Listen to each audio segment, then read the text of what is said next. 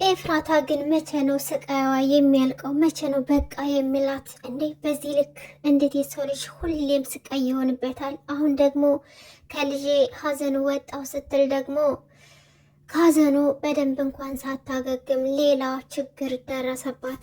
ቃል ግን ምን አይነት ጨካኝ ሰው ነው? አንዲትን እናት በልጇ ምክንያት ይህን ያክል ትልቅ ዋጋ እንድትከፍል ማድረግ ለሱስ ምን ያክል ስሜት ቢሰጠው ነው? እንዴትስ ቢያስበው ነው ኤፍራታን በዚህ ልክ ሊያሰቃያት የፈለገው? አንዲትን ባለትዳር ሴት በልጇ አስገድዶ ልጅሽን በህይወት አትርፌልሻለሁ በሚል ሰበብ አስገድዶ እንደዚህ አይነት ነገር እንድታደርግ ያደረጋት ምን አይነት ጭካኔና አረመኔነት ነው? ያፌት ሲጠፋ አሁን ደግሞ ቃል ደግሞ ጨካኝና አረመኔ ሆነው ኤፍራታንና ናታንን ለማሰቃየት ትዳራቸውን ለማፍረስ ህይወታቸውን ለመበጥበጥ መጥቷል ማለት ነው። ያ ትንሽ የህፃን ልጅ እንኳን አላሳዘነውም። አንድ ህፃን ልጅ ከእናቱ ርቆ በዚህ እድሜው ሲሰቃይ ጨክኖበት፣ ግን እናትየዋን ግን ለራሱ ስሜት መጠቀሚያ ማድረጉ ይሄ በፍጹም ተገቢ አይመስለኝም። አንድ አእምሮ ያለው ሰው እንደዚህ ሊያደርግ አይችልም። ምክንያቱም ኤፍራታ ማለት ባለትዳር ሴት የልጅ እናት በልጇ ሀዘን እየተሰቃየች እንደዛ ስብር ብላ እያያት፣ አሁን ግን ለራሱ ስሜት ፈልጓት ያልፈለገችውን ነገር እንድታደርግ አድርጓታል። እንግዲህ ከዚህ ድርጊቱ ደግሞ ሊቆጠብ ይገባል። ህሊና ያለው ሰው በጭራሽ እንደዚህ ሊያደርግ አይገባም። ግን እስካሁን በህልሙ ነበር፣ ቅዠት ነበር ኤፍራታ እንደዛ ሲያሰቃያት የነበረው የልጇን በህይወት መኖር የነገራትና እቤት ድረስ እንድትመጣ አድርጎ የመድፈር ሙከራ ያደረገው ወይም ደግሞ ያለ ፍላጎቷ የደፈራት በቅዠት ውስጥ ሆኖ ነበር ማለት ነው። እና ሁላችንም በሰዓቱ ደንግጠን ነበር። ግን ይሄ ሀሳብ ውስጡ አለ። አሁንም ወደፊት ኤፍራታ ላይ እንደዚህ እንደሚያደርግ ውስጡ አለ ማለት ነው። እንደውም አይጸጽተኝም ሲል ነበረ። ኤፍራታ እኔ እኮ ባለ ትዳር ነኝ እንዴት ታደርጋለህ እያለ እየተሟገተችው እየታገለችው እንኳን እያለች፣ እሱ ግን አይጸጽተኝም በፍጹም እኔ እኮ ያንቺ አፍቃሪ ያንቺ ጠባቂ ነኝ ሲል ነበርና ፍቅሩን ልክ እንደ ውለታ እየያዘው ነው ማለት ነው። አቤልና ፂ ደግሞ በጣም እየተቀራረቡ ነው። ይሄ ሁኔታ ደግሞ በጣም ደስ ይላል። አቤል ከድሮ ማንነቱ ተቀይሮ አሁን ላይ ጥሩ ሰው ሆኖ ምርጥ አፍቃሪ፣ የፂ ጠባቂ ጓደኛ፣ በቃ የደስታዋ ምንጭ ሆኗል ለጽዮን ማለት ነው። እና ይገባታል። ቢኒያም እንደዛ አፍቅረው እንደዛ ወደው መጨረሻው ክህደት ስለሆነ አሁን ደግሞ አቤል ለፂ ይገባታል ማለት ነው። ናታን እንግዲህ እየተፈጠረ ያለው ነገር ግራ ጋብቶታል። የቃልን እህት ይዟታል። አሁን የቃል እህት የት እንዳለች አይታወቅም። ወንድሟ ቃል እየፈለጋት ይገኛል። ነገር ግን ናታን እንደያዛት ናታን እንዳገታት አያውቅም። የት ናት እህት ያለችው እያለ ጓደኛዋን ሲያናዝዛት ነበር። ጓደኛዋ በአሁኑ ሀኒ የት እንዳለች አታውቅም።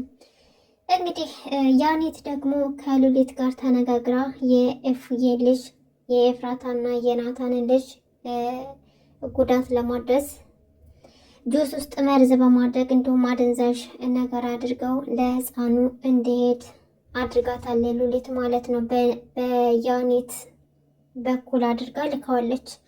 እዛ ያለችው ደግሞ ልጁን የያዘችው ሴትዮ ደግሞ በገንዘብ እየተደራደረችው ነበር። ነገር ግን ይሄ ድምፅ የሌላ ሰው ሊሆን ይችላል ብላ ስለተጠራጠረች ለቃል ደውላ ነግረዋለች ማለት ነው።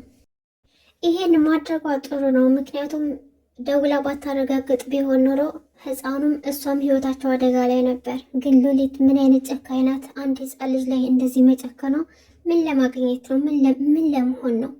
ዳጊስ ደግሞ እንዴት የቱ ልጅ በህይወት እያለ አውቆ እንዳልሞት አውቆ አሁን ደግሞ ሉሊት ጋር አብሮ እየሰራ ነው። ሲጀመር ደግሞ ዳግም በጣም መጥፎ ጸባይ አምጥቷል። እናቱን ይገላመጣል፣ እናቱ ላይ ይጮህባታል። ኤፍራታ እንኳን ጠፍታ ሲጨናነቁ እሱ ኖርማል ነው ትገኛለች፣ ህፃን ልጅ አይደለች እና ታዲያ ትመጣለች እያለ ነገሮችን ቀለል አድርጎት ነበር። ጽዮንም ላይ ሲጮህባት አይተናል። እናቱም ላይ ገንዬን ምንም አያከብራትም፣ ይነጫነጫል፣ ይቆጣቸዋልና አሁን ያልተገባ ሱስ ውስጥ ገብተዋል። በስተመጨረሻም ኤፍራታ ቤት ሄዶ የናታንን ገንዘብ ሰርቆ ሄዷል። ይህን ያደረገው ደግሞ ሱስ ውስጥ ስለገባ ከጓደኞቹ ጋር የሚዝናናበት እንደፈለገ የሚፈነጭበት ከእህቱ ቤት ሄዶ ከናታን ከሚያስቀምጥበት ቦታ ገንዘቡን ወስዶ ጠፍቷል ማለት ነው። ከቤት እህቱን ሰላም ካለ በኋላ ቀጥ ብሎ ወደ መኝታ ክፍል ሄዶ ነበር የናታንን ብር አውጥቶ ጓደኛው ጋር ተደዋውሎ ሄደው።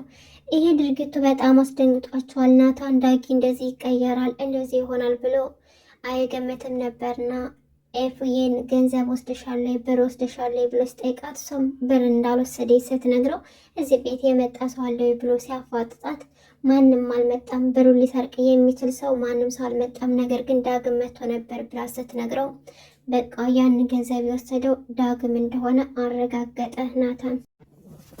ደግሞ እየጠረጠርከው እንዳይሆን ወንድሜ ዳግምን ብሩን ይሰርቃል ብለህ ጠርጥረው እንዳይሆን እያለች እየተሟገተች ነበረ። ናታንም አዎ ማንም ሰው ሊሆን አይችልም፣ እሱ ነው የሚሆነው። ዳግም እዚህ ቤት መጥቶ ከሆነ አንቺም ገንዘቡን ካልወሰድሽ እርግጠኛ ነኝ እሱን የወሰድነው። ከዚህ በፊትም ገንዬ ዳግም እንደተቀየረ ነግራኝ ነበር፣ ስለዚህ ምንም ጥርጥር የለውም እሱ ነው የሚሆነው ብሎ ነገራት። ኤፍራታ ይህንን መቋቋም አቅቷታል። እንዴት ወንድሜ እንደዚህ ሊያደርግ ይችላል? እንዴት በዚህ ልክ ይቀየራል? ብላ ሁኔታዎቹ በጣም አስገርመውታል። ግን ኤፉዬ ግን ለምንድነው በዚህ ልክ የምትሰቃየው? ለምን አይበቃትም? ለምን ከልጇ ጋር አትገናኝም? ከናታንስ ጋር መቼ ነው በሰላም የምትኖረው? እረፍት ያለው ህይወት የምትኖረው መቼ ነው?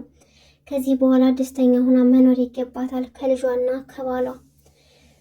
ቃል ደግሞ እያሰበ ያለው በጣም ከባድ ነገር ነው። በጣም የሚከብድ ነገር ነው ለኤፉዬ።